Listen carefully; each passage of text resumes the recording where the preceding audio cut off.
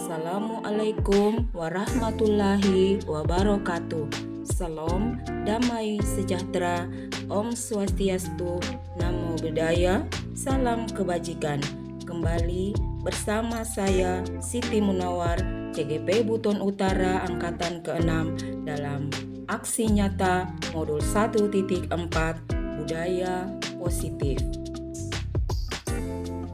Perkenalkan pula dua orang hebat yang selalu mendampingi saya, Bapak Abdul Aziz Karim sebagai fasilitator dan Ibu Emiliawati sebagai pengajar praktik. Latar belakang aksi nyata. Hukuman sangat tidak boleh diterapkan kepada murid yang melakukan sebuah pelanggaran karena tidak mematuhi peraturan dan murid sebagai pelaksana tanpa punya hak tawar. Tujuan aksi nyata: pertama, menciptakan murid yang merdeka dan disiplin diri yang kuat. Kedua, menumbuhkan budaya positif di sekolah dengan meyakini nilai-nilai kebijakan universal. Dukungan yang dibutuhkan. Tentu, semua elemen sekolah seharusnya saling berkolaborasi untuk menumbuhkan budaya positif di sekolah. Di antaranya dukungan dari kepala sekolah, terpenuhinya sarana dan prasarana, dan tidak kalah penting adalah dukungan dan kerjasama orang tua untuk melakukan budaya positif di rumah.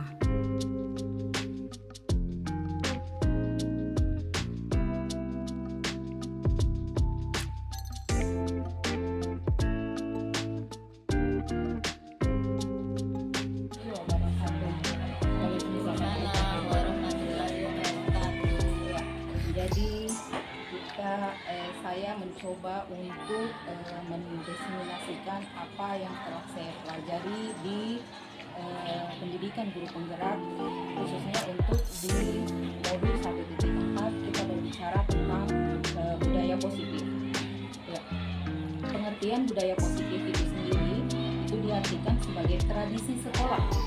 Tradisi sekolah yang tumbuh serta berkembang sesuai dengan spirit dan nilai-nilai yang diajarkan di sekolah. Ya. Jadi kalau yang lalu kita masih mengenal yang namanya hukuman, kita masih mengenal yang namanya konsekuensi yang diberikan kepada anak, nah sekarang setelah saya mempelajari ternyata ada cara yang lebih jitu yang diperkenalkan di dalam pendidikan guru penggerak itu bagaimana kita mengatasi masalah kepada anak, itu yang disebut dengan restitusi segitiga atau segitiga restitusi. Di mana di sini di dalam segitiga restitusi ada 3 langkah yang kita jalankan kepada anak. Pertama, kita menstabilkan situasi atau menstabilkan kondisi sang anak, di mana kita menggeser situasi gagal anak menjadi situasi sukses bagi dia. Kemudian yang kedua, sisi yang kedua dari segitiga ini adalah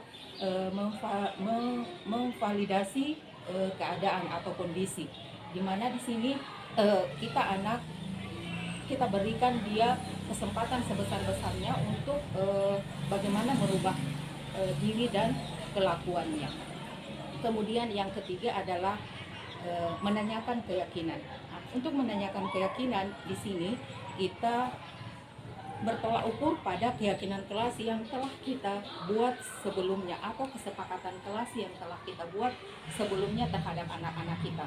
Jadi setiap mata ajar itu harus membuat kesepakatan kelas sebelum melakukan pembelajaran. Jadi ketika anak-anak kita berbuat atau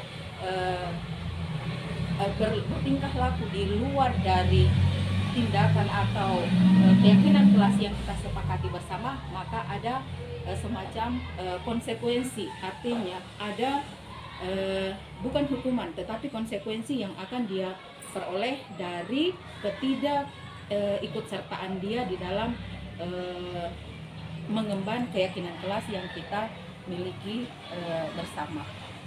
Saya kira mungkin itu uraian singkat tentang segitiga restitusi. Adalah merubah situasi gagal menjadi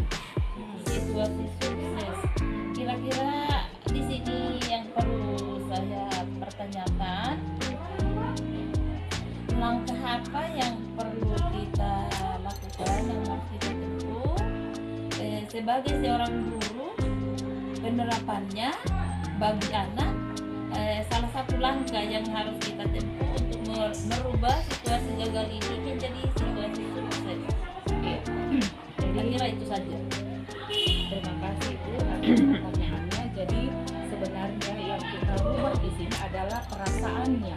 Perasaan ketika dia telah melakukan kesalahan atau dia telah melakukan sesuatu yang di luar keyakinan kelas, itu kan dia merasa gagal, ya, dia merasa gagal. Tetapi yang akan kita geser di sini perasaannya adalah dia tidak merasa gagal karena itu.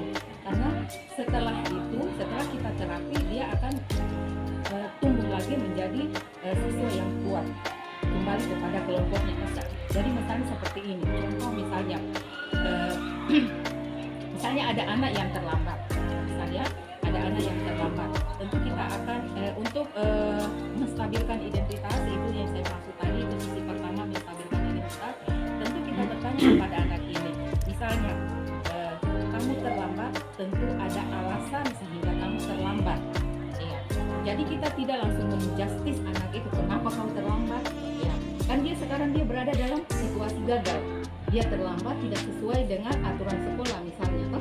Jadi kita geser itu dengan bahasa kita yang lemah lembut atau dengan bijak seorang guru, kita geser situasi gagalnya dia itu ke situasi sukses misalnya. Tentu ada alasan kenapa kamu terlambat, ya kan, lebih kita proaktif ke anak, ya. Jadi dia akan kembali ke kelompoknya itu dengan perasaan yang tidak merasa ada intimidasi guru tadi terhadap saya untuk seharian itu. Itu maksudnya dari menstabilkan tasnya dari identitas gagal ke identitas sukses untuk hari itu, ya, seperti itu. Terima kasih Bu. Ini tentang segitiga restitusi yang poin yang ketiga, ya, keyakinan, ya. Nah, di sini kan dibuat kesepakatan dalam satu kelas. Misalnya keyakinan kelas apa yang telah disepakati bersama, dan kalaupun itu dilanggar akan ada konsekuensi, bukan sanksi tapi konsekuensi ini misalnya adalah, ya.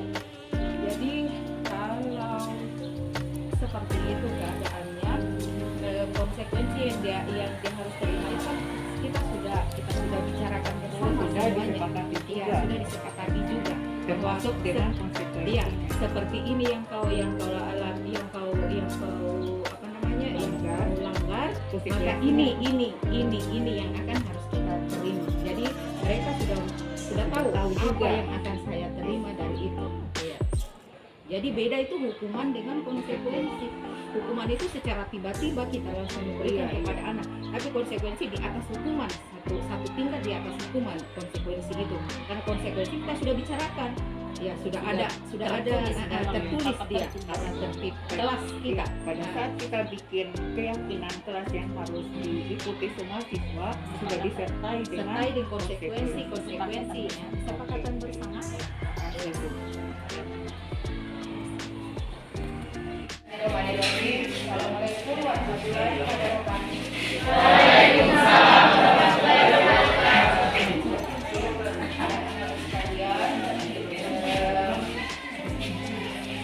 Di awal pembelajaran itu harusnya kita melakukan sebuah keyakinan.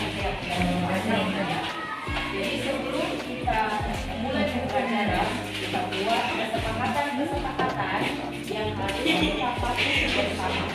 Dan selama dalam pembelajaran nanti ada masalah di dalam, di antara kamu ada yang tidak menggunakan keyakinan, maka konsekuensi dari perbuatan kalian itu jadi bersama melalui kesepakatan bersama yang akan berujung menjadi keyakinan. Maka pada kesempatan ini kita akan menyusun keyakinan kelas kita, ya. Dipahami anak-anak? Karena itu kita mulai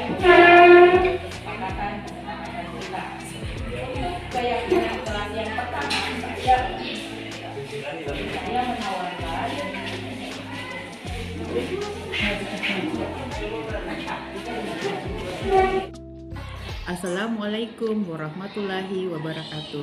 Saya Leni Nartin SSI akan memberikan testimoni terkait dengan pendekatan segitiga restitusi setelah berdiskusi dengan teman guru yang saat ini sementara mengikuti pendidikan program guru penggerak angkatan 6, Ibu Siti Munawar SPD.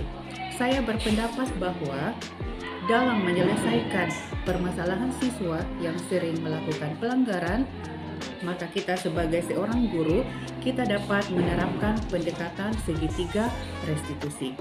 Siswa dapat berdiskusi dengan guru untuk menemukan solusi terbaik dari permasalahannya. Solusi tersebut bukanlah suatu paksaan atau menjadi bentuk lain yang membuat seorang siswa tertekan, akan tetapi solusi tersebut merupakan kesepakatan bersama yang akan dipatuhi atau diikuti bersama.